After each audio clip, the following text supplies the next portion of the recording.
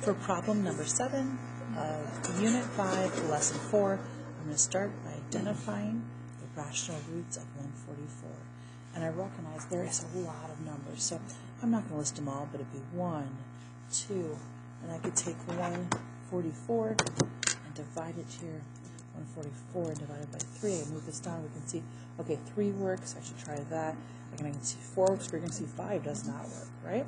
So I want to try plus or minus 1, plus or minus 2, plus or minus 3, plus or minus 4. 5 doesn't work, and I'll continue to look at them. The leading coefficient is a 1, so I will continue to add to this list if necessary. So I'm going to set this up, and I'm going to use a pencil then so that I don't have to create this. So the highest exponent is 4, 3, 2, 1, and 0. And I'm going to start by testing a 1. So let's figure out what are the leading coefficients. Sorry, what is the coefficient of each of these positions? So x to the 4th has a coefficient of 1, coefficient of 0, negative 25, of 0, and of 144. Now I'm going to test 1. So I bring down the first number, and I drop it down, I multiply and I add, multiply and add, multiply and add, multiply and add. This is not 0. I want to know what value or values, before here, would make this polynomial equation equal to 0, and 1 is not one of them. I'm going to erase it, and now I'm trying negative 1. So bringing down the first number and multiplying to get negative 1, adding down, multiplying, adding down, multiplying, adding down, multiplying, adding down, and again, it does not work. Okay, now I'm going to try 2, and then I'll try negative 2 if 2 doesn't work. Okay, I'm going to multiply to get 2, add down, multiply, add down, multiply, add down, multiply, and add. I try negative 2. Multiply, add down, multiply, add down, multiply, add down, multiply,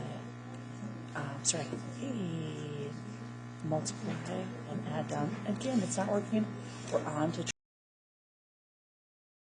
moving on to positive 3. So drop down and multiply, add down, multiply, add down, multiply, add down.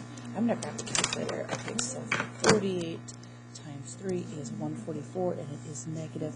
And I finally have found a solution because I found a number that when I substitute in, I get a final answer or an output of 0.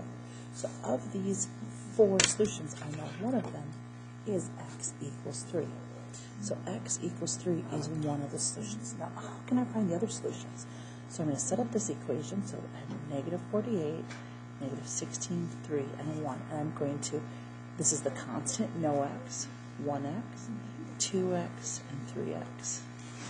All right. Now, when possible, I always check to see, can I go ahead and solve this by using factoring by grouping? It looks like it's going to work. I can factor an x squared to get 1x plus 3, 1x plus 3, and then if I distribute a negative 16, it works. So in the front and back, we have 1x plus 3, and the front half is x squared, and the back half is a negative 16. Set each one of these quantities equal to 0 and to solve. 1x plus 3, set equal to 0. I subtract 3 to the opposite side, divide by 1, and of these 4 solutions, another solution is negative 3. Then I'm going to take over here, x squared, minus 16, and set equal to 0, add 16 to the opposite side. Remember, this means I'm going to have 2 answers, so x equals both positive 4 and negative 4. So my 4 solutions to this polynomial equation would be 3, negative 3, 4, and negative